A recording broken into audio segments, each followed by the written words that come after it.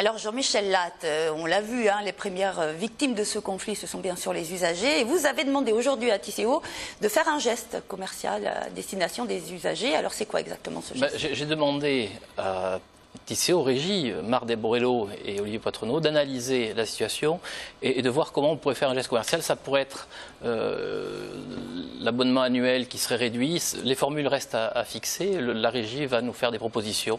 Mais je crois que c'est quand même raisonnable que de considérer que l'usager est le premier pénalisé, qu'on doit compenser un petit peu cette situation. Donc ça pourrait se faire quand ça?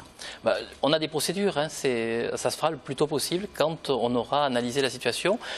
J'ai annoncé ça ce matin, je vais écrire demain et on aura un retour dès que l'analyse technique sera faite, dès qu'on pourra le mettre en œuvre. Ce n'est pas en claquant les doigts qu'on débloque les sommes, il faut quand même des procédures. Alors est-ce que donc, ce conflit génère des pertes financières pour Tisséo et le SMTC?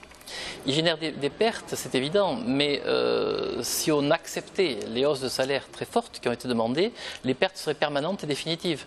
Donc on est dans une situation où on a considéré qu'il fallait augmenter les rémunérations de 0,45% avec en plus l'effet convention collective, parce que l'augmentation réelle pour un salarié Tisséo, ce n'est pas 0,45, c'est un peu plus de 1%, puisqu'il y a un effet mécanique lié à la progression de carrière et à la convention collective. Il n'y a pas beaucoup de salariés en France aujourd'hui qui auront 1%, plus de 1% de gain de pouvoir d'achat. Il faut tenir compte du fait que Tisséo, ce n'est pas une bulle, c'est une structure qui participe à la société. On ne peut pas imaginer que certaines personnes soient surprotégées par rapport à d'autres. Ceci dit, quand on entend augmentation de la mutuelle, on sait tous, parce qu'on est tous voilà, confrontés à ça tous les jours, que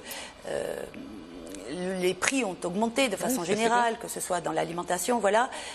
Le salaire moyen, globalement, d'un chauffeur de bus, c'est quoi? Alors, je vous l'avais dit tout à l'heure, il faut demander à la Régie. Moi, je suis le président de l'autorité organisatrice, donc je n'ai pas de chiffres à vous donner par rapport à ça. La seule chose que je sais, c'est que ces salaires de Tisséo, ils sont à 3-4% au-dessus de la moyenne nationale des grands réseaux français, chiffre de l'Union des transports publics. Donc, on est sur une entreprise où la rémunération est en moyenne plus importante que dans les autres réseaux français. Alors, vous perdez un peu d'argent quand même sur ce conflit. Oui. Ce conflit, donc, est-ce que finalement cet argent qui est perdu à cause de ce conflit ne serait pas compensé par ces augmentations? Pas vraiment, parce que le transport public n'est pas quelque chose qui rapporte. Quand vous payez 1,60 € et que vous prenez un bus, le coût réel de votre course, c'est au moins le double. C'est-à-dire au moins 3 € et quelques. Si vous partez sur une commune éloignée, le coût réel de votre course, c'est 15 €. Et vous avez payé 1,60 €. Quelles sont les ressources de Tisséo? Il y a l'usager, à peu près un tiers des ressources de Tisséo. Il y a le versement de transport des entreprises, la plus grosse part, 55%. Et puis on a un troisième élément qui est de la contribution des collectivités locales, les 4 intercommunalités qui composent Tisséo. Tisséo, c'est 101 communes, c'est pas que Toulouse, c'est 101 communes. Les deux premières masses servent à quoi? À faire fonctionner, c'est l'exploitation. Aujourd'hui, si on lâche sur le salaire, ça ne suffira plus. Et donc on va prendre sur la part des collectivités locales, c'est-à-dire celles qui servent à investir. Si on va trop loin, le réseau n'investit plus et le réseau se dévalorise. Alors il y a, on l'a entendu dans le reportage, plusieurs procédures qui sont en cours auprès de la justice. Alors l'intersyndicale, elle porte plainte contre la direction pour obstruction au droit de grève. Du côté de Tisséo, le TGI a débouté la direction fin avril, jugeant que ce filtrage des bus par les employés ne constituait pas un blocage. Ce n'est pas tout à fait ce que dit la décision. Moi j'ai lu la décision en détail, elle dit qu'il n'y a pas suffisamment d'éléments présentés au juge qui permettent de considérer qu'il y a un blocage. Donc vous faites appel?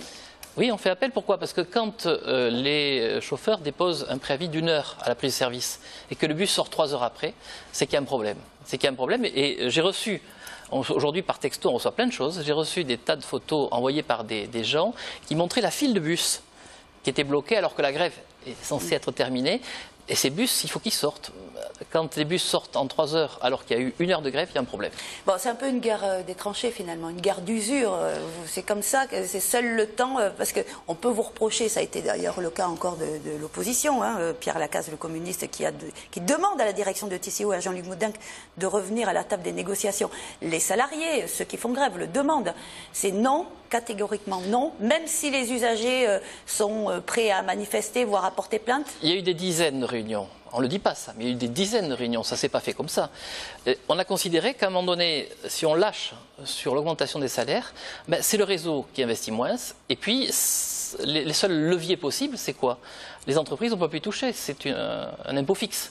Donc c'est l'usager, ça sera encore l'usager qui payera. Moi je crois qu'il faut revenir à la raison, considérer qu'aujourd'hui la société française est en difficulté, tout le monde doit y participer. L'effort qui est fait par la direction, par Marc Del Borello et ses équipes est un effort qui est supérieur à ce que les autres connaissent. Airbus aura sans doute 0,7% d'augmentation de salaire cette année, TCO plus d'1%. Donc pas de renégociation. Si la négociation c'est uniquement aller vers le haut, on en finira.